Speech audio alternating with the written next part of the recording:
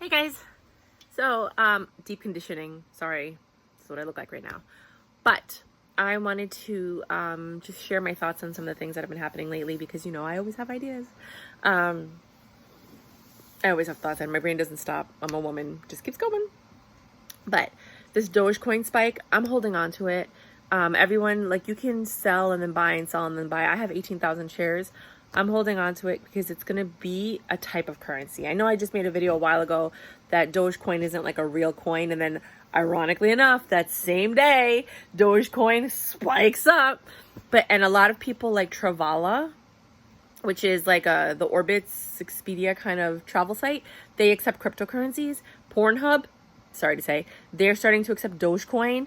Travala is starting to accept Dogecoin. So now Dogecoin is becoming a form of currency. Where it wasn't, I mean, it kind of was that before, but not really because it didn't have a lot of value. But now that the value is going up, it's becoming a form of currency. So I'm going to hold on to my my 19,000 shares because I have a feeling that in the long run, not only is it going to be worth more, I'm actually going to be able to use it to buy real estate or to buy things. I'm not trying to like buy and sell and buy and sell. I mean, it would be smart to buy high and then sell low, but the reason I'm not getting rid of my shares is because Robinhood is kind of limiting the amount of Dogecoin you could buy, which is stupid because they can make a lot of money on those fees. However, the reason they're doing that, and this is my personal theory, but my theories are usually always right, is that those hedge fund companies that are like pissed at us, right? They're putting a restriction because they basically own Robinhood, right? They don't own them, but they kind of do. But who is Robinhood getting the stocks from to sell to us? Think about that. I knew that immediately. I was like, oh, well, they're putting pressure on them because that's where Robinhood gets their stocks from. So now they're able to get the stocks so that they can sell to us, and then they sell our information back to the hedge fund companies. Now, these people need to recuperate their losses. So what are they doing? They're going in and they're buying a ton of Dogecoin. So what they did is they let it spike. They limit the ability for people to buy. The price drops. They get in, they buy, and then they open it up against the public, which is what they've always done from the beginning of time. And now everybody else gets in, and these people are still making billions. Well, we're okay making $1,000, $10,000. Some people made like $100,000. And I admire all those people that bought like 1 million shares of Doge when it was nothing. And then when it spiked up, when it was like 8 times whatever, they made $8 million, they got out, and then they're just waiting for it to drop to get back in. I didn't have that much. At the max, I had like $1,500. So I was like, you know what? For $1,500, I'm not going to be able to get back these 18,000 shares if it drops, but it doesn't drop back down to zero so I can reinvest that money that I made. I was like, it's not worth it for me. I'm already in. I might as well just stay in, hold on to it, wait for it to continue to grow so that I can then benefit the most from it. There's going to be another spike probably sometime this week because they're going to open it up and they're going to make it easy to purchase like it was before. Everybody's looking for the next Dogecoin, and so am I. I bought something called Turtle Coin, but now Turtle Coin is like changing things. So I don't know if that Turtle Coin that I bought, the TRTL, is still going to be valid, but for $5, I got 2.5 million shares. They say that in December of this year, they're going to bring the decimal points down so that 25 million shares that I bought is actually going to drop down to 25 shares. It's going to be more realistic of the valuation of the company. However, the thing that I think is interesting is if we, or not that it's going to happen just because I make this video, but if people like jumped in and spiked the price up, you know what I mean? Where the price actually went up to like 50 cents or something, then maybe they would keep the initial shares. People like me, if I cashed out at 50 cents, that would be like 1.25 million, which is freaking awesome, right? That's not going to happen. But if it did, that would be great. But the whole point is they might actually just revert back to their original because they have Turtle 1 and then Turtle 2.0, which are going to dilute the stocks, right? But if you can do something like a Dogecoin with a Turtle Coin, then perhaps that will bring back the Turtle Coin to life and that will become another form of currency. Right now, everybody's like researching all these other currencies that are super cheap, like Dogecoin was, and they're putting their money in that, especially people who did make a profit from this Dogecoin. So I did that already with a couple of other stocks, but I only bought like little amounts, like I have like 30,000 shares of one stock, 5,000. Most of them are like 5,000 or 4,000 shares of like not shares, but in coins of like cryptocurrency. But I paid $5 like for Open, OPEN. It's called Open DAO or Open Market. For $5, you get 5,500 shares. You know what I mean? Like, okay, let's see what happens with Open DAO. But that's really popular. It seems like, and a lot of the things that I purchased are really, really popular in Asia, and India and Africa as opposed to America. And I'm okay with cryptocurrencies because I don't believe in the American dollar as much as I used to. Maybe it'll change, but I'm okay with a universal currency as long as other people are into it. There's another one called AdBank, ADB. I actually really like that one a lot. I think I'm going to put a little bit more money into it because it grows like consistently at like a 10 to 20% rate, but it's so low that that's not a big deal. You know what I'm saying? Like, you're not like, oh, wow, you know, like you got to $1. No, it's going to take a while. But if you look at the actual technology behind it, it's a pretty good idea. And I do think that a lot of these things are going to be the future of crypto. So just understand that a lot of these cryptos that are like really hot and heavy right now, they're going to rest in peace. They're not going to be around for long. And a lot of the ones that are the basis of things probably will be. Bitcoin will be around for a while because the people believe in it so truly, the ones that started it and started this whole crypto revolution, because it all started with Bitcoin before all these other ones came into play. And the reason they came into play is because governments tried to deregulate or tried to control, you know, you being able to run a business with crypto, especially in America. I have a documentary that I have on my Let Me School You Facebook page. So if you go to facebook.com/letmeschoolyu, you will see, or it might be Let Me School You _ I can't remember. You'll see this documentary on Bitcoin. And like literally these people were filming it from like the beginning of Bitcoin when they started mining, when it was like pennies, to now, and how the government always came in and banks stopped lending them money, and they were always trying to stop them, because once they hear about something, they either try to stop it or they try to stop it so that they can get into it, so that they can make the money, which is exactly what this video is about with the Dogecoin. They tried to stop you from raising the stock prices so that they can minimize their losses, which is illegal, and they should all be sued. But guess what? They're going to get bailouts. So not only did they lose their money and they screwed us, and then because they screwed us, they were able to make more money because they stopped us from buying, which then stopped their losses. The price dropped so that they can recuperate some of their losses. Either way, they're going to get a bailout. So instead of letting us make money, they stopped us. Robinhood is supposed to take from the rich and give to the poor, and instead he took from the poor and he gave to the rich. That is wrong. However, all my Dogecoin is on Robinhood right now, and I really don't know how these other exchanges work. However, I am starting to question the validity and the longevity of Robinhood, and I'm trying to see if I can switch my Dogecoin to like a wallet or something else, because, well, I don't really like okay, you can put your stuff in wallets, right? And the thing that I've learned is if you put it in Coinbase, the reason I don't like Coinbase is you make a transaction to transfer from your exchange to Coinbase. It took like 4 to 5 hours for that exchange to process. And I was like, fuck no. Because when you have these rushes, like right now, you don't have 4 to 5 hours to wait for your stuff to go from your wallet. I don't know about going from your wallet to the exchange, but from the exchange to your wallet, it took hours. So I don't like that. You know what I mean? You want to be able to transfer things quickly, right? So I'm not a big fan of this wallet stuff because I find that it takes long time to do that. So now I have a hard wallet. And with the hard wallet, it's the same thing. You have to transfer everything from your hard wallet onto the software, from that software, or, you know, onto the exchange. It's a process. So it's like unless your money's already in the exchange, which I don't believe in doing, you really can't do anything very quickly. You know what I mean? It's very difficult for you to make these transactions, not to mention hackers. I mean, you hear stories about people hacking into other people's accounts and taking millions of dollars. I mean, I don't have millions of dollars. That would be nice if I do, you know, and I think this is the year that it might happen. But I don't, I barely have like $5,000 invested in this stuff. And I look at it like, if I did and I had a hard wallet, I would need to have it in a Faraday bag, in a Faraday box, in a Faraday safe in order for it to be safe from EMP. Wow, my phone battery died. So you have to have all that stuff and all those layers of security in order for it to be safe from, let's say, an EMP attack. Because there's a TV show called 3%. I suggest everybody watch it. on Netflix, where they talk about how everybody had all this money and wealth, and then they put an EMP and everything was wiped out. Everybody started from zero. The rich people had their assets, so they were still wealthy. Their servants stayed working for them because it was the only option that they had, and they were able to trade and barter whatever they had available. But everybody else, it turned into like a slum. That could happen, and then we start all over from what we call the dark ages or whatever. This could be history repeating itself. I mean, we watched all these movies in the 80s about how people's entire lives were erased, changed, so they went from being like an army war hero to like a criminal. I think Arnold Schwarzenegger did a couple of movies like that. I think one of them was called Erased.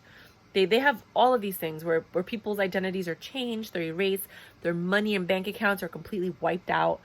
That is what a cashless society does. You know what I mean? That is what could happen, So just be aware of that. I mean, it's a very easy way for the government to come in and control. So I feel like we're going from, it's called a currency reset, from the old days where you had like gold and silver to now we had currency, like cash money. Now we're going to electronic currency, and then pretty soon we're going to go back to gold and silver. Most of the gold in the world is kept under mountains in Switzerland, which is interesting because God forbid the world ended, it would all be there, and that's the safest place in the world. It's like nuclear proof. I mean, I'm sure that they probably sell suites. So like if the world were to ever end, you would just go there and you'll be able to survive underground. But that's a whole nother thing. But yeah, I'm going to stop now because I'm getting into like this thing that I get into. But yeah, so just be careful. If you are one of these people and you have a lot of money, buy gold bars, go to a refinery and have them make the gold in front of you. Or buy gold bars and, have them tested and make sure that they're pure. But buy gold bars, buy silver bars, because that's going to be the currency when this currency disappears or runs out or whatever. There are so many different types of cryptocurrency. It's impossible to keep up with all of them. And the thing that bothers me is the legislation that I'm pretty sure is going to come because it's not there yet. They're going to treat cryptocurrency like they treat securities, which they can't do right now, which is that whole XRP kind of lawsuit, but inevitably they will. They want to control it. They want to control everything. Every government wants to control it. So they realized that there's this decentralized system that they needed to fix. I'm not saying the pandemic is part of it, but a lot of people are saying the pandemic is fake and that all governments came together to push forward this crypto age to get you using money, to give you time to educate yourself on all this stuff, to get comfortable with not paying with cash. I know a lot of people have died, and I know a lot of people know people that have died, and they're very sensitive about this and thinking, you know what you're talking about. There probably is a disease that was spread, but it was spread to cause fear, to allow the government to come in. And they started changing all these laws during this year, during this pandemic. All the governments came in and decided what they were willing to do with cryptocurrencies and what they weren't. So that's something that you have to think about as well. I mean, I'm not making this up. Look it up. It's not just me. So with the whole Ripple case, cryptocurrencies were considered cryptocurrencies. They were very different from what a security is. They're not the same things. They don't work the same way. They're not traded the same way. They don't have the same features. It's not the same. But many of these large companies and banks were paying bonuses to their employees in XRP, which is why it's going to get okay. Why it's okay? Because they expected the price of XRP to shoot up so that the XRP that they have will then grow, and then they all become millionaires too. So that's why XRP is going to blow up. And right now you cannot get it in America because of this lawsuit. But guess where you can get it? Overseas. You can get it on KuCoin. Use my link below and you can sign up and you can buy XRP right now while it's still at 25 to 30 cents. Because I guarantee you, after this lawsuit, when everything clears up, all the banks have agreed to use it already. BNY Mellon is using it. Banks in England are using it. Banks in Asia have agreed to use it. Banks in India have agreed to use it. I'm not really sure about Africa. They don't care about this lawsuit because they're like, we have nothing to do with America. That's America. They're still using it. So that technology is going to be used. Now is the time to get in. I don't really own a lot of XRP because I don't have a lot of money right now because it's like all into all this other stuff. But if I did, I would probably invest $1,000 in XRP right now, which would yield me about 3,000 or 4,000 shares. Depending on what price I get in, but that's still nothing compared to people that have like 500,000 shares of XRP. And when that bad boy shoots up to $100, which it probably will sooner than we think, that's millionaires that are going to be made. Like if I had 1,000 shares of XRP and it went up to $100, you add 2 zeros, that's $100,000. Comma. It's $10,000. No, 100. 100 times 1,000 is adding 2 zeros. Yeah, $100,000. So yeah, that sounds like a lot of money, but that's nothing compared to if I had 1,000,000 shares. You know what I mean? Or like 5,000 shares, then that's $500,000. $500,000 is significantly more than $100,000. You know what I mean? So keep that in mind. And then XRP actually could shoot up to a lot more than that.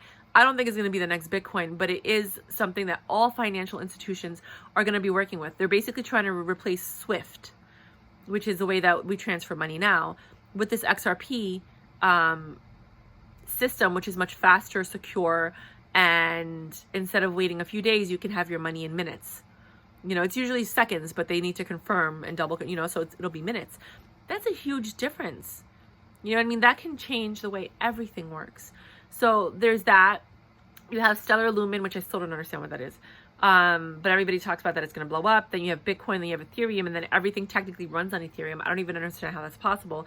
Then Ethereum has a whole bunch of currencies under their network that, like, if you go to exchanges, and this is what I wanted to talk about, the legislation at some point is going to say, like, if you go to these exchanges, they say, okay, if you're a United States citizen, you have to understand that if you buy with your dollars a currency, we're not going to charge you for that.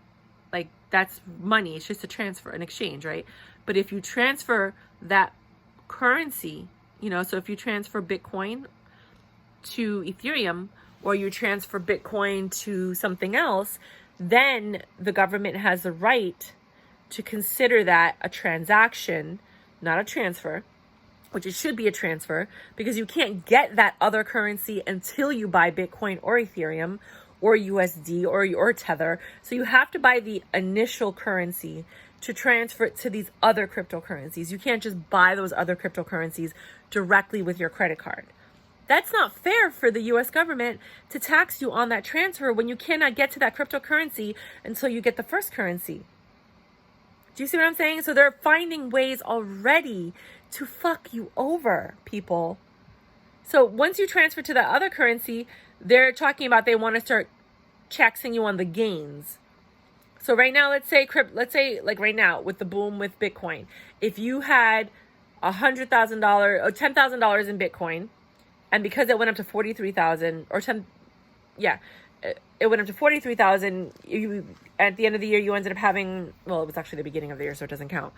But at the end of the year, you ended up having 43,000. They want to tax you on that difference from the 10,000 to the 43,000 as a capital gain. But what about if you lose money? Then you have to claim a loss? Like, no, that's ridiculous. You should not be taxed on anything until you cash out. If you're using a cryptocurrency credit card from the exchange, you should be taxed the moment you spend that money in dollars. And even with all honesty, you shouldn't be taxed on that money because your original investment is void. It should nullify that. So if I put in $10,000 in cryptocurrencies, the first $10,000 I spend on my credit card or I cash out, I should not be charged for, because I already paid taxes on that money. I bought that money with after-tax money, right? So there's no reason for me to be taxed on any of that. Now, anything after that could be subject, if we allow it, which we shouldn't. The whole point of decentralizing it is not to be, if that's the case, then you pay a capital gains tax. But how do you determine if it's a short gain or a long-term gain? it should just be taxed as, you know, so then that's another thing. Because if it's less than a year that you're cashing out, you pay capital gains tax, which is 20 to 22%.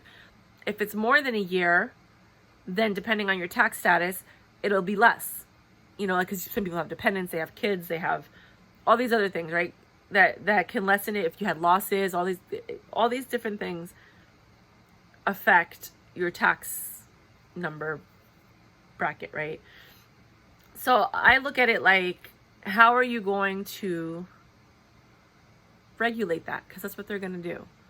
And the thing is that these governments are going to work together to regulate it. So something that was as beautiful, the idea of Bitcoin being a decentralized version of money that you're in charge of, that they can't tax, that there's no paper trail. It was anonymous. Now you have your money on an exchange that's asking you for your identification. Now you're tracking the money and where it's going, where we had that in the past with Bitcoin. You had that freedom. I mean, I wasn't into it until last year when I got in April of 2020 is when I bought my first Bitcoin. But like but I knew about it because my friends were in it.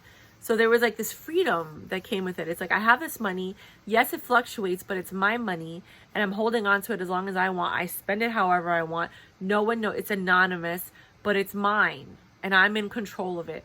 Now we're not going to be in control of it anymore. They're all trying to control it, which is what a lot of people are saying. And I thought about that immediately when the pandemic happened. I immediately thought three things. I thought, shit, this is socialism. They're going to make us rely on the government. 2, they're trying to get us to stop using paper money, because I was taught 30 years ago that this was going to happen. 30 years ago, I knew about cryptocurrencies, and I knew about the New World Order and this cashless society and the one currency for everything and being microchipped and all this stuff. 30 years ago, I learned about this stuff, and now it's coming to fruition because that's how long it took them to implement this plan. So everything you learn, well, not you, but everything I learn about is actually happening. And it's not happening at the same rate that you guys are, but inevitably it'll happen. People are going to have microchips with all their data and information on it. And just watch. So I'm going to go now because I'm tired. And I have to wash this out of my hair. But thank you for watching.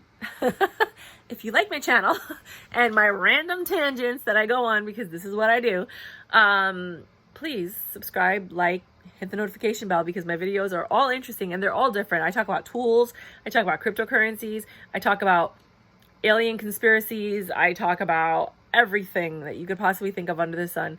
I talk about money, wealth management. I used to be a personal assistant for millionaires and billionaires, so I'm very aware of like how to manage money and make things happen. I've helped open businesses in other countries, like, you know, I've been to China, Switzerland, like all over the place. So I'm definitely a seed of a different breed. And I like to share my experiences with you guys. Right now we're in a pandemic. I've been home since all of this happened. And I'm just kind of chilling right now. So hit the notification button. I will fill you in on a lot of different things. I'm starting to let people more into my life, because before I didn't let them into my life, but now I'm actually like, all right, whatever. So I'm sharing a lot more than I was, but just remember, always do the opposite of what everyone is doing. So when everybody was buying Dogecoin, that was a good time to sell, right? I should have sold and then let it drop, and then it goes back up. But I have a feeling, and I had that feeling, that the reason that it wasn't going as high as it could is because it was stopped. A lot of people say that no, it was because people in Europe were going to bed, people in America were going to bed, and they were afraid that the price would drop when they were sleeping. So a lot of people cashed out, only to wait for the price to drop to then get in again. But then Robinhood and a couple of other places were limiting it because it was too fast. People were trying to buy things too fast, and they couldn't handle, the exchanges couldn't handle the transactions. So that put a stop in it. I just realized that after I saw that Travala is accepting Dogecoin, and now these other companies are starting to accept Dogecoin as a form of currency, I'm just going to hold on to it, because at some point I'm going to need it as money, because I don't really believe in the value of the American dollar as it used to be. I'm an American citizen anyway, you know, so everything is basically based on Dogecoin in dollars, and they kind of convert it to your currency as well, but based on the dollar, so it doesn't matter what I believe or not, right? And when you look at it, I would rather have the Dogecoin and whatever the value of the Dogecoin is than the dollar that's going to be either deflated or changed, you know. And the only thing that I was thinking of doing with, if the price went up and then down, was actually just converting that Dogecoin into another currency. But with Robinhood, you can't convert cryptocurrencies because it's not a cryptocurrency exchange. It just happens to have Dogecoin in its exchange, but it doesn't allow you to change it. And I'm not sure if you could even take your Dogecoin and move that Dogecoin from Robinhood into a wallet. I got to look at that. But again, the whole point of this video is I don't trust wallets because they take too long to get the money out or to get your codes to then make the transaction. It's just too long. It's too complicated. And you could miss out. And then they have like things of like gas fees that you can like pay, and then it'll make your transaction faster. But the whole point is we're supposed to be paying less than the banks are charging. So if we have to pay gas fees and we have to pay more fees to get our transactions to go faster, isn't it the same as a bank transaction then? Wasn't the whole point of all of this decentralizing and having this blockchain is to make the transaction faster without having to pay as much money, with it being the lowest cost possible? That's how I understood it. So I kind of already see it turning into what we already know. You know, they sell you on one idea and then they bring it right back to the old ways. And that's kind of like how everything in the world works. The last thing I wanted to say is that this whole Wall Street bets movement and all that, I wouldn't be surprised if they were all in it together. But they make you, when you think that you have power, is when you realize that you don't. Like when you think that you have power is when you realize that you're being manipulated.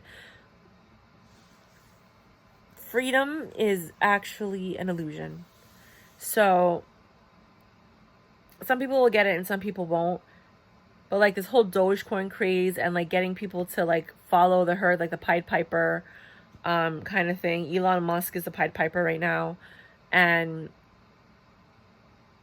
I'm following the craze too because I'm trying to cash in wherever I can. I'm not even going to sit here and lie and be like, oh, yeah, fuck it. I'm not stupid, but I see what's going on. I think everybody sees what's going on. So just be careful. Use your intuition. Understand that history repeats itself. The people on top really don't care about the people on the bottom. They need the people on the bottom to mow their lawns, clean their houses, you know, deliver their mail, like to function. So they need us because they can't have their wealth and their prestige without us. And every so often they throw us crumbs from their table, let them eat cake, right? But, you know, we think we're in control and we think that we're making something and we think that we're processing and we have a voice. I think that's what it was in the beginning. But inevitably, they find a way to come in and take over and put us back into the wheel, the hamster wheel. I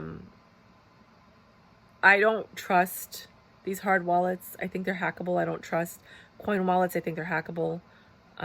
We trusted the banks, which is why we go to the bank. Because God forbid anything happens to your funds, the bank has insurance.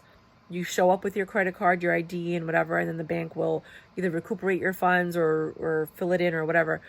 That's not going to happen with cryptocurrency. If you lose it, you lose it. So keep that in mind. I do like the idea of paper money because if you have it, you have it. If you don't, you don't. I like the idea of silver money and coins and gold. If you have it, you have it. If you don't, you don't. You know, or having that as a backup, saying like, oh, okay, I have this amount of gold. So then therefore I have this amount of money. When I spend that amount of money and you guys come to claim it, then I can hand over my gold for that. You know what I mean? I understand that. But the way that things are going right now with this fluctuation and the fact that cryptocurrency can go up or down and that they want to tax you on the transfer of one cryptocurrency to another, that's ridiculous.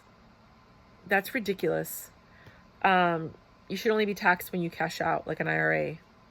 That's basically what it is. It's like it's not a security, but it's like you don't know what's going to happen to that money. You could lose it all. You can get it all. You shouldn't have to pay for it until you take it out. But I'm going to shut up now because I can talk all night. I got to get this thing out of my hair. Okay, bye.